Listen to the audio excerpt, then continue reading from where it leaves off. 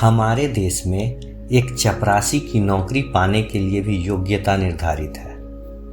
नौकरी हो या कॉलेज में एडमिशन, उसके लिए एक मानक निर्धारित होता है। किस कॉलेज में या किस नौकरी को पाने के लिए किस विषय में कितने प्रतिशत अंक होना चाहिए, सब निर्धारित है।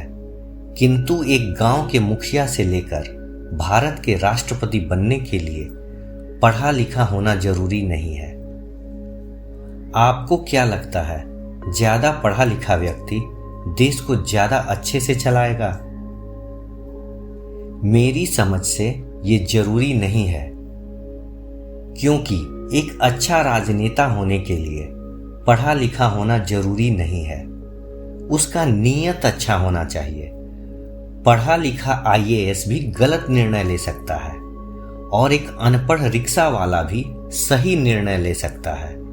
एक अनपढ़ का बेटा भी आईएएस बन सकता है और एक पढ़े लिखे का बेटा भी आवारा निकल जाता है। आप एक आईएएस को ही ले लीजिए, वह एक जिला का मालिक होता है।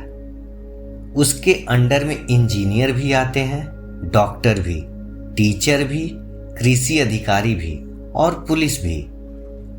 अब उस आईएएस के ऊपर निर्भर करता है कि उस जिले को संवारना है या लूट खसोट मचाना है। मान लीजिए एक आईएएस आर्ट्स या कॉमर्स का स्टूडेंट है, किंतु वह एक जिला का मालिक है, तभी तो उसे जिलाधिकारी कहते हैं। उसे चिकित्सा विज्ञान के बारे में कोई जानकारी नहीं है, फिर भी डॉक्टर्स एक आईएएस के अंडर में काम करते हैं। वो चाहे तो डॉक्टर्स टाइम से हॉस्पिटल आएंगे और अस्पतालों की जन सुविधाएं और बेहतर हो जाएंगी। उसे सिविल इंजीनियरिंग के बारे में कुछ नहीं पता, किंतु वो चाहे तो सड़क और भवन निर्माण की गुणवत्ता और बढ़ जाएगी। किसानों को मिलने वाले सब्सिडाइज खाद उन्हें समय पे मिलेंगी। यहाँ तक कि रिक्शा हो या ऑटो, कोई मनमाने ढंग से किराया भी नहीं मांग सकता। एक आईएएस का काम शासन व्यवस्था को चलाना है। आप उसे ऐसे समझिए कि वो एक जिले का सरकार है। दूसरी बात, जरूरी नहीं कि एक इसरो का वैज्ञानिक देश को ज्यादा बेहतर चलाए, क्योंकि वो अपने विषय में माहिर है, न कि दूसरे विषय में। आप उससे चंद्रयान और स्पेस के बारे में पूछो। वैसे ही एक सिविल इंजीनियर दवाओं के बारे में उतना ही जानता है जितना एक डॉक्टर बिल्डिंग कंस्ट्रक्शन के बारे में। हर कोई अपने अपने क्षेत्र में माहिर है। समाज को चलाने के लिए एक सामाजिक व्यक्ति की आवश्यकता होती है, जो समाज की जरूरतों को समझे। देश एक परिवार की तरह है। हर व्यक्ति की समस्या अलग है, काम धंधा और जरूरत भी अलग है। वैसे भी लोकतंत्र का मतलब ही है जनता द्वारा चुना हुआ प्रतिनिधि, चाहे वो पढ़ा लिखा हो या अनपढ़। हमारी आपकी बात तो घर के 4 लोग नहीं मानते, ये तो लाखों लोगों को कन्विंस करके जीतते हैं। इतना तो तय है, इन्हें ये तो पता ही होता है कि लोगों की जरूरत क्या है और इसे कैसे डील करना है, तभी तो इन्हें जनप्रतिनिधि कहते हैं। वैसे इनकी पढ़ाई ज्यादा टफ होती है। हम पढ़कर सर्टिफिकेट हासिल करते हैं और ये चुनाव जीतकर, और इनकी सर्टिफिकेट की वैलिडिटी भी बस 5 साल की होती है।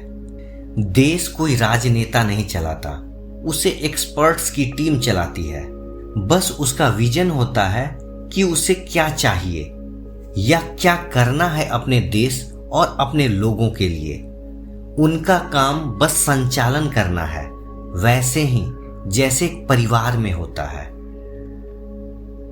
एक परिवार को सुचारू रूप से चलाना एक देश को चलाने जैसा ही है। बस परिवार में रहने वाले लोगों की जनसंख्या का फर्क है।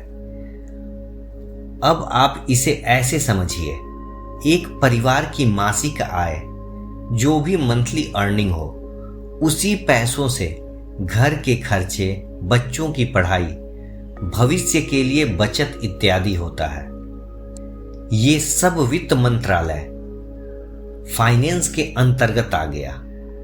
पड़ोसियों और रिश्तेदारों के साथ संबंध कैसा होना चाहिए, ये विदेश मंत्रालय के अंतर्गत आ गया।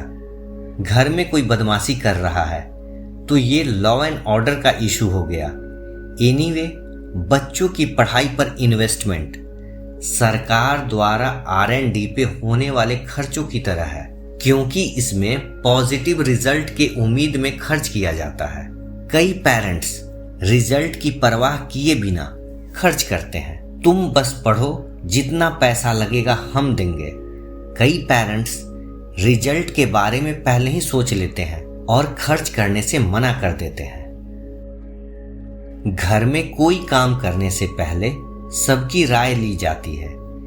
क्या बेहतर रहेगा, सब अपनी अपनी राय देते हैं। फिर जो घर के मुखिया होते हैं वो अपनी समझ से अंतिम निर्णय लेते हैं, क्या करना है और कैसे करना है।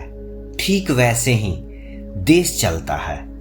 सभी डिपार्टमेंट की एडवाइजरी टीम सरकार को अपनी अपनी राय देती है। अंततः परिवार हो या देश, ये दूरदर्शिता और अनुभव से चलता है, न कि डिग्री से।